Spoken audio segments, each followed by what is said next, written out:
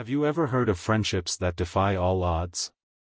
What if I told you that a boy and a gorilla, separated by glass, yet bound by fate, completely changed each other's lives? Oliver visited the zoo every day. But it wasn't just for fun or curiosity. He was running from something.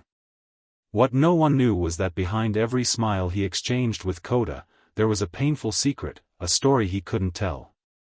What began as a simple game soon became a powerful bond, one strong enough to change everything. And in the most unexpected moment, this friendship would become the only hope for a new beginning. Because sometimes, the savior we're waiting for doesn't come in human form. The afternoon sun cast a warm golden glow over the riverbank zoo, illuminating the enclosures with soft light. The sounds of excited children, chatting families, and rustling animals blended into a unique symphony, a mix of nature and human joy. But amidst all the energy and movement, one boy stood out. Oliver, just 8 years old, stood motionless in front of the gorilla enclosure, his eyes locked onto one in particular, Coda, a young 2-year-old gorilla. Unlike the other children, he didn't run around, call for his parents, or get distracted by other zoo attractions. He simply watched. The zookeepers had started to notice him. He came every day. Alone, always at the same time. Always silent, his gaze fixed on Coda with a mix of fascination and melancholy. At first, no one paid much attention. But soon, they noticed something remarkable. Coda was watching Oliver too. Not just a passing glance. It was as if the gorilla was waiting for him. And then, on this particular day, something magical happened. Coda, perched atop a high rock inside his enclosure, suddenly climbed down with surprising speed and walked toward the thick glass divider. On the other side, Oliver took a step forward. Their faces nearly aligned, separated only by the transparent barrier. Without warning, Oliver jumped to the side. Coda did the same. Oliver spun in place, and Coda mimicked his movement. A laugh escaped Oliver's lips, a real, unrestrained laugh, different from any he had allowed himself in a long time. The game continued. Oliver darted left, and Coda followed. Other visitors started to notice the unusual scene. Children pointed and giggled, parents snapped photos, and the zoo staff exchanged surprised glances. There was a connection between this boy and this gorilla. That's when Maggie, one of the zoo's caretakers, happened to pass by. She paused, frowning slightly. She had heard whispers from her colleagues about a boy who came every day to see Coda, but she hadn't expected to witness something like this. There was something different about this child. Maggie stepped closer. As soon as Oliver noticed her, he froze. His smile vanished, and he looked at her with a mix of hesitation and embarrassment. She observed him for a moment, sensing his discomfort. Not wanting to scare him away, she leaned slightly to the side, trying to meet his eyes. She knew Coda had never reacted this way to anyone before. There was something special about this boy. Oliver lowered his gaze, his small hands gripping each other tightly. He wasn't used to attention. For a second, it seemed like he might run. But then, as if sensing he could trust her, he whispered his name. Maggie offered him a soft, reassuring smile. At that moment, it became clear, there was something much deeper behind this connection. And she was determined to find out what it was. Long before Oliver ever set foot in the zoo, Coda already carried a story of loss and survival. Coda was born deep in the dense jungles of the Democratic Republic of the Congo. His mother, a strong and experienced female, was part of a small gorilla troop constantly threatened by poachers. For her, protecting her baby wasn't just instinct, it was her only mission. But not even a mother's love can always shield against the cruelty of the world. That fateful night, the silence of the jungle was shattered by distant gunfire. Birds took flight in a frenzy, and smaller animals vanished into the undergrowth. The poachers were coming. Coda's troop tried to flee, but they were trapped. His mother fought with all her strength, but it wasn't enough. She didn't survive. The poachers had one goal: to capture baby gorillas. Young ones were incredibly valuable on the black market, sold to wealthy collectors or smuggled into underground circuses. Kota was taken while he was still just a few months old, ripped from his mother before he could even understand what was happening. For weeks, he was kept in a cramped cage, surrounded by unfamiliar voices and foreign scents.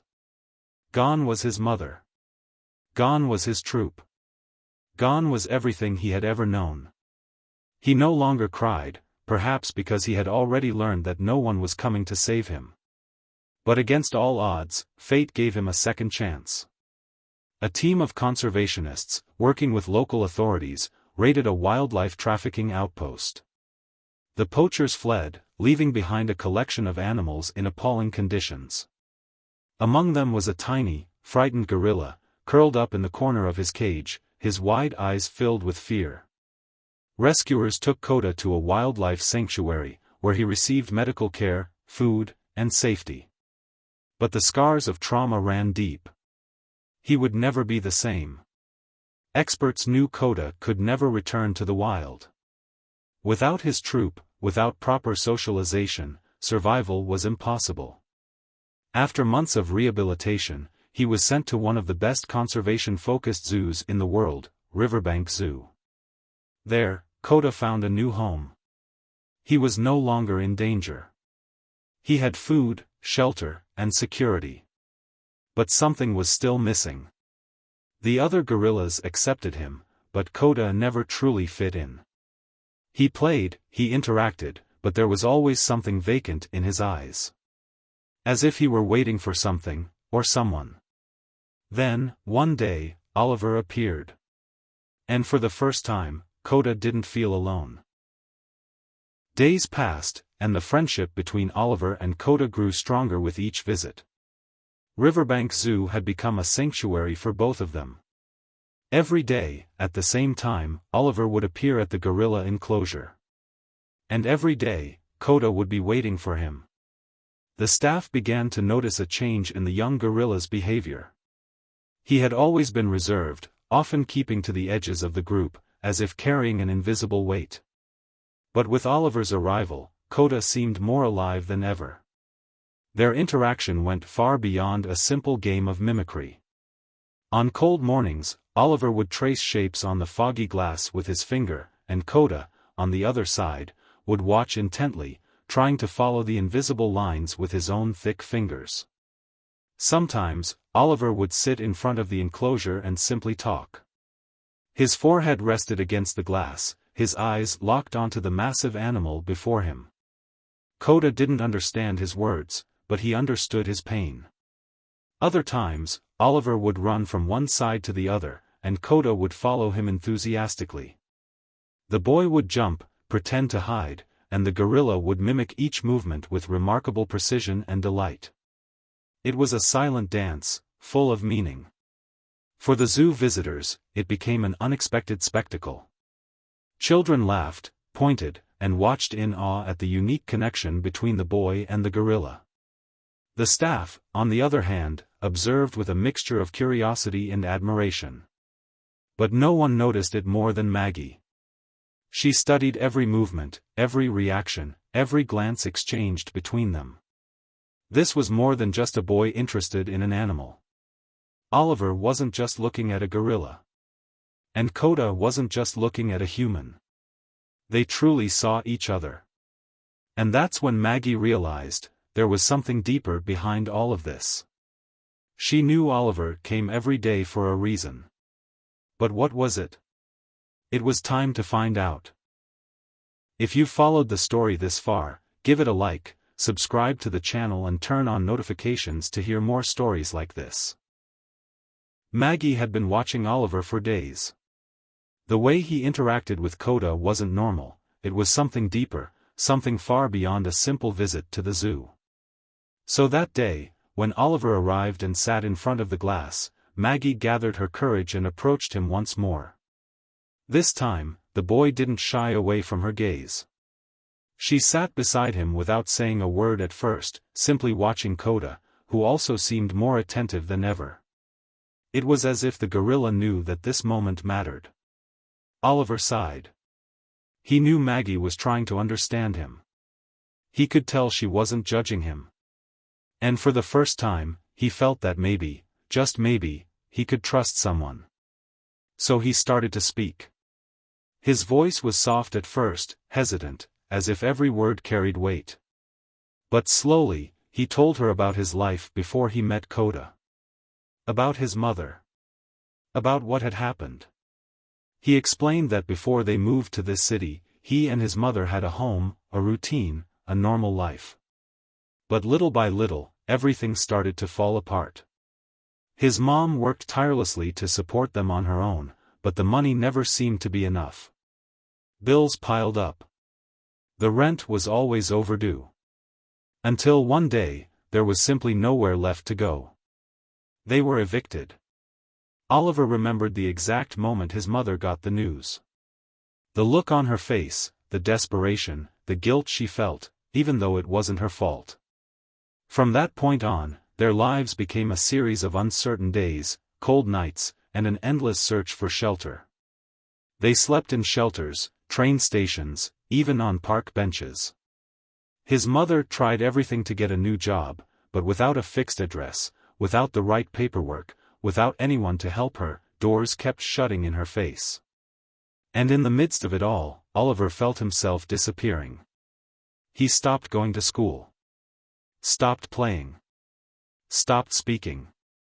Until one day, he found the zoo. At first, it was just a place to pass the time. He and his mother had been near the flea market, where she tried to sell second-hand items to buy food. Oliver started wandering into the zoo, walking aimlessly, just to escape reality. That's how he found Coda. And somehow, he saw himself in that gorilla. Oliver realized that Coda had lost his family too. He had also been torn away from his home, placed somewhere unfamiliar, surrounded by staring eyes. Just like him. And so, without realizing it, Oliver kept coming back. Because there, in front of Coda, he didn't feel alone. When he finished his story, a heavy silence hung in the air. Maggie swallowed hard. She had suspected that Oliver was struggling, but she never imagined it was this bad. She looked at the boy, who now had his eyes downcast, as if waiting for a reaction. Maybe fear. Maybe pity. But Maggie simply took a deep breath and turned to Coda, who was watching them with a calm, knowing gaze. At that moment, she made a decision. She wouldn't let Oliver and his mother keep living this way. She was going to do something to help them. And for the first time, Oliver felt that someone truly cared. Maggie felt her heart tighten. She knew Oliver needed help, but she hadn't imagined his situation was this desperate. The boy and his mother were homeless, without a support system, fighting to survive one day at a time. She looked at Oliver again. So small, so fragile, yet so strong. He hadn't told his story with self-pity, he had simply told it as it was. For a moment, Maggie couldn't find the words to speak. The weight of his revelation pressed heavily on her chest. She took a deep breath and glanced at Coda. The gorilla sat close to the glass, watching the interaction between them with an almost human-like expression. As if he understood. That's when Maggie realized, Oliver and Coda had something in common. Both had been torn from their families. Both had learned to survive without those who were supposed to protect them. And somehow, they had found each other. Maggie felt her eyes well up, but she blinked quickly, pulling herself together. The last thing Oliver needed was someone looking at him with pity. She knew exactly what she had to do. She couldn't just let Oliver go back to the streets. The boy was already getting ready to stand up and leave, but Maggie gently held his wrist. She couldn't let him walk away as if nothing had happened. Her heart pounded in her chest. She had to act. At that moment, a decision was made. She was going to help Oliver and his mother. She was going to change their lives. And more than that, she was going to do it now. Maggie didn't waste a second. As soon as Oliver got up to leave, she stepped in front of him, looking him straight in the eyes with quiet determination. She didn't want to scare him, but she also couldn't just let him disappear back into the streets. Taking a deep breath, she spoke gently but firmly. He needed to understand that he wasn't alone. Oliver hesitated. He wasn't used to being offered help. Most of the time, people pretended he didn't exist. He and his mother were just shadows in the city, invisible to the world. But Maggie didn't look away. And that's when Oliver realized, she truly wanted to help. Without thinking twice, Maggie asked him to take her to his mother. Oliver hesitated again, staring at the ground. He was afraid. Afraid that Maggie would just pity them. Afraid that she would change her mind once she saw the reality of their situation. But there was something in her eyes, in the way she stood there, unwavering, that made him trust her. Finally, he nodded. They left the zoo together. The walk was quiet, but not uncomfortable. Maggie could feel the invisible weight Oliver carried on his small shoulders.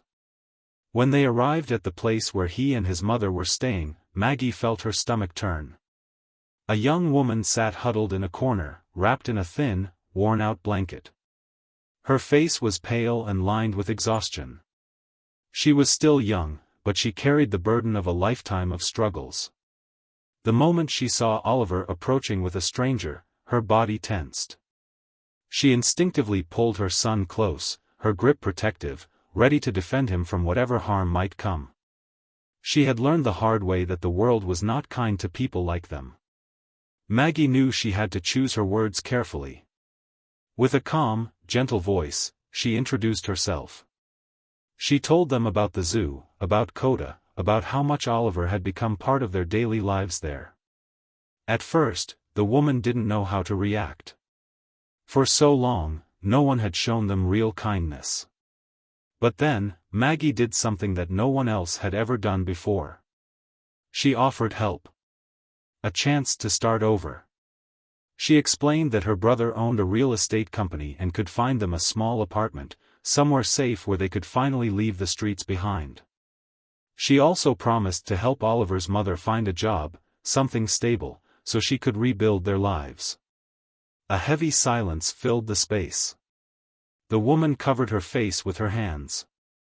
And then, she began to cry.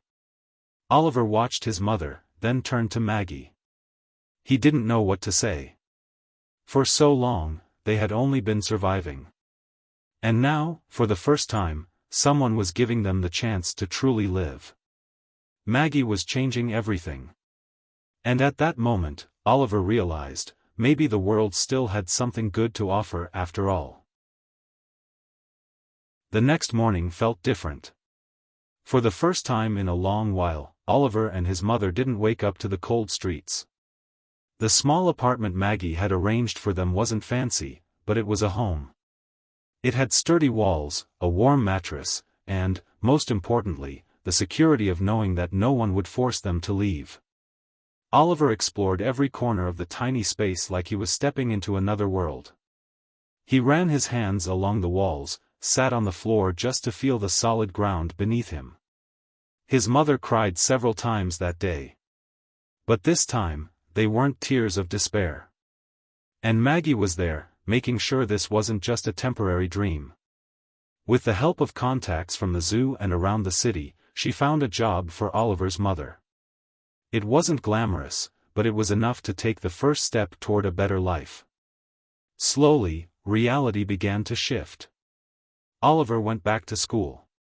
On his first day, he hesitated at the classroom door, unsure of what to expect. But with time, he started to realize that he had a right to a future. And, of course, he never stopped visiting Coda. But now, his visits to the zoo felt different. They weren't an escape anymore, they were a celebration. He and Coda still played their silent game, still mirrored each other's movements, still communicated in their own special way. But now, there was something lighter in the way Oliver laughed, something stronger in the way Coda responded. The zoo staff knew Oliver by name. He had become as much a part of that place as any of the animals. And Maggie, watching from a distance, felt an overwhelming sense of pride. Because she knew that, despite everything, Oliver had found his way back to life. And right beside him, Coda had never looked happier. Oliver's life had completely changed. From the cold streets and the uncertainty of tomorrow, he had found safety, a home, and a reason to smile again. But he wasn't the only one who changed. Coda, the once lonely gorilla, had also found something he never had before, a true connection. Fate had brought them together in the most unexpected way, forging a bond that transcended language, species, and circumstance. The friendship between a boy and a gorilla didn't just save Oliver, it gave Coda's life new meaning as well. And in the end, it wasn't just Coda who saved Oliver, or Oliver who saved Coda. They saved each other. Because sometimes, the support we need doesn't come from where we expect. And in the end, family isn't just the one we are born into, but also the one we find along the way. If you've followed the story this far, give it a like, subscribe to the channel and turn on notifications to hear more stories like this.